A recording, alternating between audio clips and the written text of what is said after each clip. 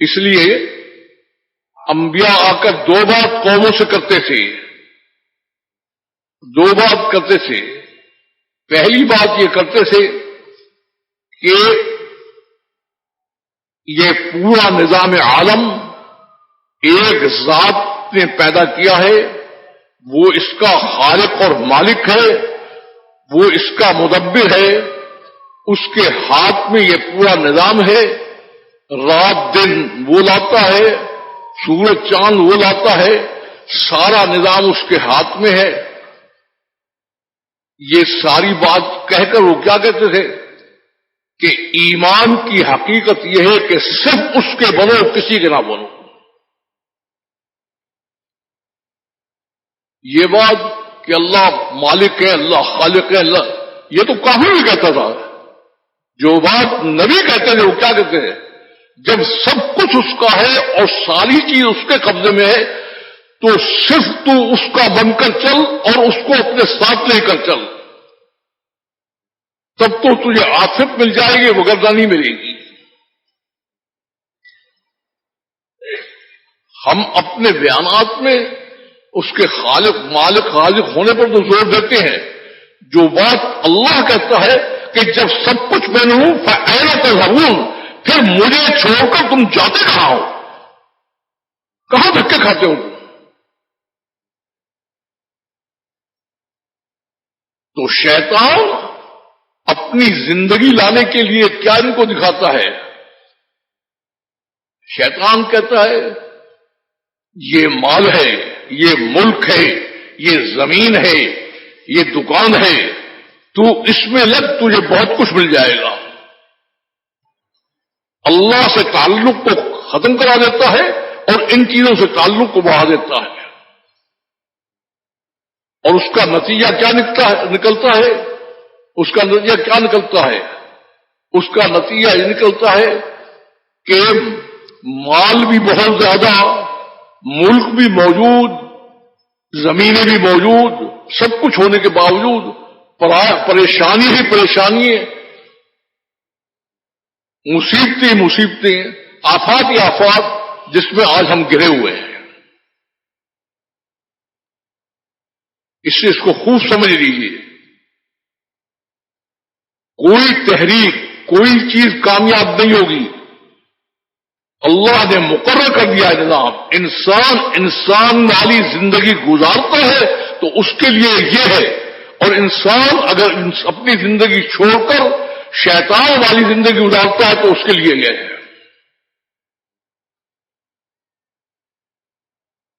اب جب انسان اپنی زندگی چھوڑ کر پریشانیوں میں مبتلا ہوتا ہے تو یہ راستے تلاش کرتا ہے کہ کسی طرح سے ان پریشانیوں سے نکلوں۔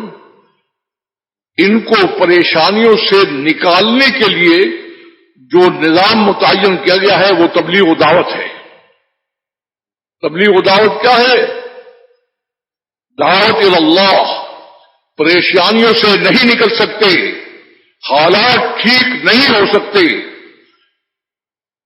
بگاڑ نہیں جا سکتا، خواہ تم کتنی تدبیریں کر لو، خواہ کوئی کرو، خواہ مالوں کے انبار تمہارے پاس آ جائیں، چاہے کچھ آ جائیں، تمہاری کوئی چیز کام نہیں دے گی جب تک کہ تم خود انسان والی زندگی پر نہیں آتے۔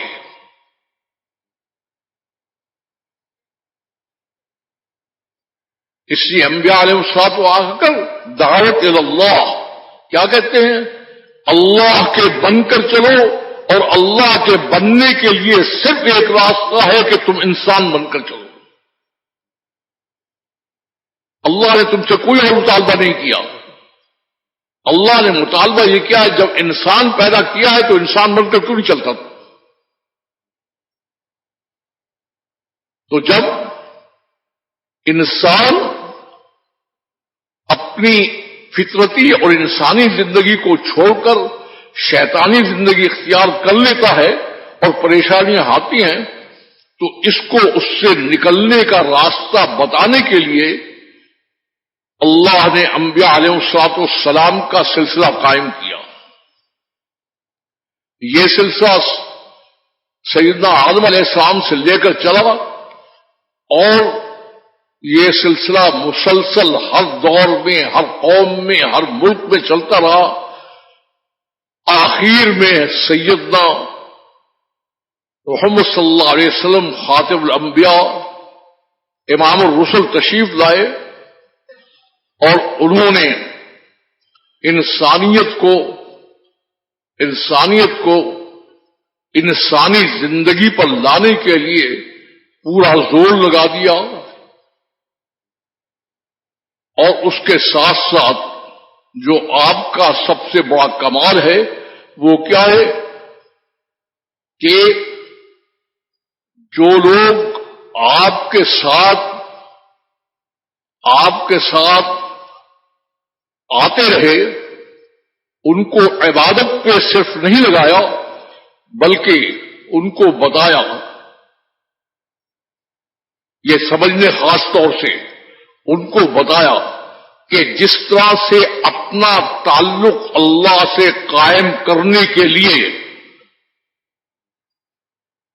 عبودیت اور عبادت ضروری ہے، اسی طرح سے انسانیت کا رخ اللہ کی طرف موڑنے کے لیے اور انسانیت کو انسانی زندگی پر لانے کے لیے اور انسان کو شیطانی نظریے سے نکالنے کے لیے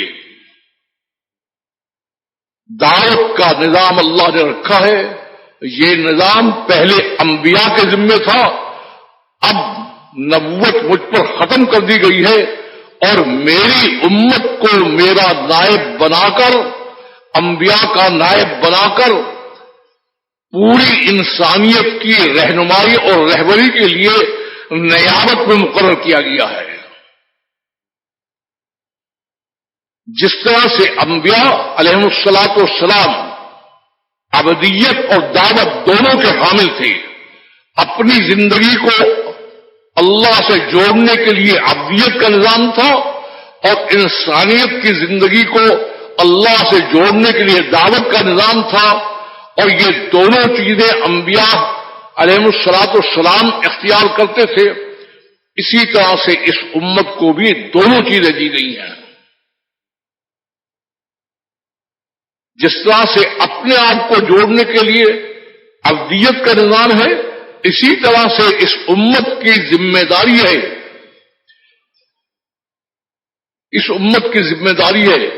کہ اخرجت للناس، کہ تمہیں گھر کے لیے نہیں پیدا کیا گیا، تمہیں بازاروں کے لیے نہیں پیدا کیا گیا، تمہیں زمینوں کے لیے نہیں پیدا کیا گیا، تمہیں ملک کے لیے نہیں پیدا کیا. اخرجت للناس، جس طرح سے انبیاء کو ہم نے انسانیت کی رہنمائی کے لیے مقرر کیا ہے، تمہیں بھی اسی کے لیے کیا ہے. یہ پوری کی پوری امت مبعوث ہے نیابتاً تمام انسانیت کی طرف. اور اس کے پیچھے دو حدیثیں ہیں.